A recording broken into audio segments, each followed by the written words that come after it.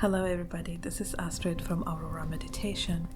I'm the person who's doing the drumming in the videos, and I decided to make a short how-to video, or more like audio, to explain the process of the shamanic journeys or the drumming that I'm doing on this channel for those who are not familiar with the concept of shamanic drumming and would like to try it or somehow are drawn to it, but they're afraid that they might not have the skills or they don't really know what it takes. So I'm going to start to answer a few, I would say, most common questions. Number one is, what is shamanic journeys? How does it even work? So shamanic journeys are very old and traditional method, even though, let's say, the way how I'm doing it now and the way how it's done by most more modern shaman or Western shamans is slightly different from the traditional way. Obviously, we are not doing it for 3 days and pretending to be a kanui going into the underworld. So we just do like a 20 minutes versions, but the principle is the same. So the modern shamans just kind of usually have like more modern spin on it, but the principle is the same. You use the rhythm of the drum to get into a trance state, and in the trance state you are astrally traveling to various spheres, even you can travel to your own shadow, underworld, upper world, more traditional places to travel, or more modern places to travel, like in Atlantis or Alexandrian Library or the Tree of Life. So you can choose pretty much wherever you want to. You can imagine the shamanic trance meditation as being a gate to absolutely wherever you want it to be, wherever you want it to get. You can travel to those places. Why would you want to travel to those places? So why you want to do it is that you can gather some wisdoms, you can receive some message, you can receive guidance. Imagine you are in a situation in life and you just have no idea what to do, and you wish, like, I wish there was somebody to give me some really good advice. So advice that would be really coming from the source, from the unity, from the divine, like really great advice. Tell me what to do, help me. That's the best way when to do shamanic journey. Or when you're wondering about some lost wisdom, can be, oh, I wish I would know this and that, and but I don't know anybody who can give me an answer, or maybe the answer is just long lost in time. Maybe there's nobody left alive who could know that question, the answer to that question. So that's when the shamanic journeys also can be really helpful. It can help you to travel to a place when you can obtain that answer from a spirit, or just see it for yourself. You can even travel to see the original colors of the pyramids. You can do whatever you really want. The possibilities are endless, and that's why I started this channel, to offer various options where to travel and do specific shamanic meditations that are themed, that will help you to get wisdom from some places that are really exciting, like the Tree of Life, or let's say Atlantis, or other places. So what is, like, that's what it is. You don't need anything artificial, anything herbs or anything else is needed to really get you to the trance. I actually recommend not to use anything like that, and just really using the drum, using the rhythm to get into that trance state, because you still need to be at least a little bit alerted. When you're in a trance meditation, you need to create this feeling that you're just on the tip of your toes of your consciousness. There is still tiny little bit of your awareness.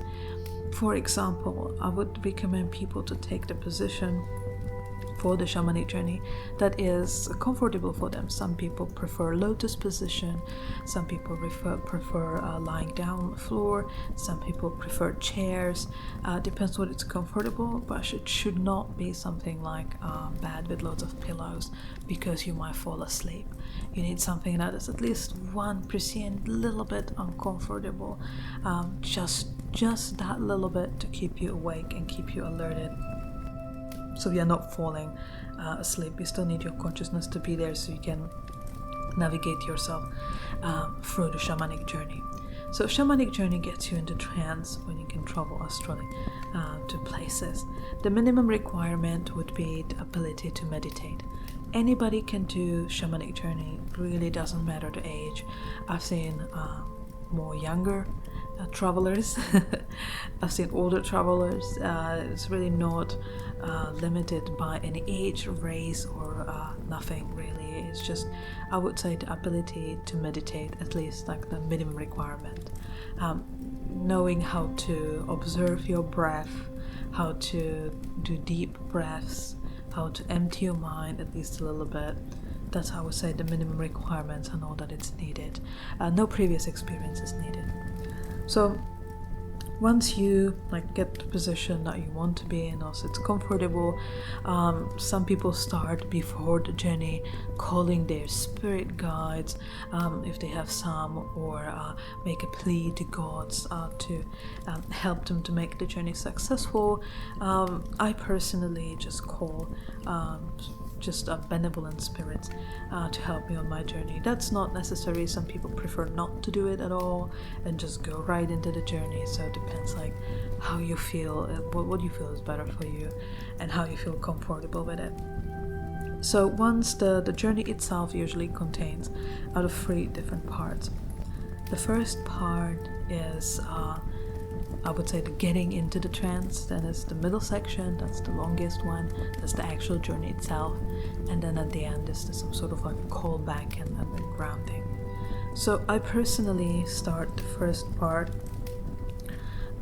with usually about a minute or 2 minutes of drumming of a heartbeat or a bit slower drum beats to just help the person, to give them some time to get in that trance.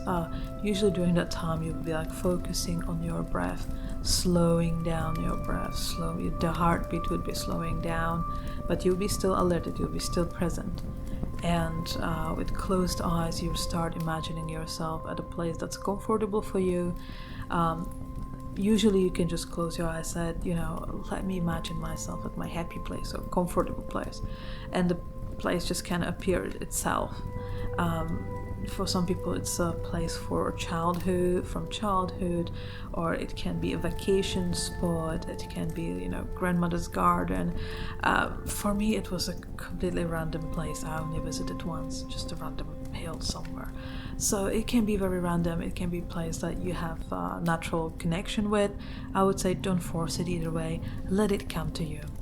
And that brings me to, I would say, one of the most important points of shamanic journeys, and that is, do not force the visions, let them come to you. If they're alerted, but don't force it, don't resist it. If you see nothing, then just take a deep breath in, breath out, and just be comfortable with the nothing. If you really find the comfort with the nothing, and just enjoying the nothing, usually at the moment when we stop resisting it or stop forcing some visions instead of the nothing, and just try not to panic because, oh my god, I'm supposed to see things, I see nothing, I still nothing, everybody else around me is seeing things, I just see nothing. No, not fair. No, that's okay. Just accept the nothing, and the moment you accept it, usually something that turns out of the nothing. So can be also another message, maybe about control. Are you comfortable with not having control? Are you comfortable with just nothingness and letting go and let things come to you? And then usually once you got the vision of the place that is that somehow is comfortable, then you need to get some sort of a gate. You can imagine a door, you can imagine a gate. You imagine yourself in a place when you're comfortable. You can make a few steps or travel somewhere around that place, and then you might find it can be gate. For some people it can be even descent into the cave. Some people have stairs into a tunnel. Can be small little doors. It can be sometimes even rope going somewhere. For some people it can be a hole in a tree, and then they climb into the tree and then just climb during that into that hole in the tree. Some sort of a gateway of some sort. Usually the specific type and shape of the gate just naturally comes in the vision. Some people have like their own specific gate that they used every single time. For some people, it's just going to be a different gate every single time they do it. So that will be very individual. And then as you go through the gate, then you get into the main part of the journey. Behind that gate, or in that tunnel, or at the end of the road, that's where the journey itself begins. Then you're traveling to different places. You can talk to different spirits. Those are the things that you will see. You can sometimes hear voices, but in most cases it's some sort of like, it's a symbol, it's a allegory for your life, and of course some messages. In many cases the messages are not going to come in a clear form. It's like, oh, you should do this and that, but you might witness a story unfolding in front of you, or you might witness a picture of some sort, or a place filled with symbols. And in all those symbols and everything that you will see in that journey is a message. Every single thing that you see there is some sort of advice, knowledge, or just a message that has been put there for you to realize something or to see something. And that's the main part of the journey. At the end of the journey, that's like the last minute or two, I tend to do like stop drumming and then do much faster drumming, and that's called a callback.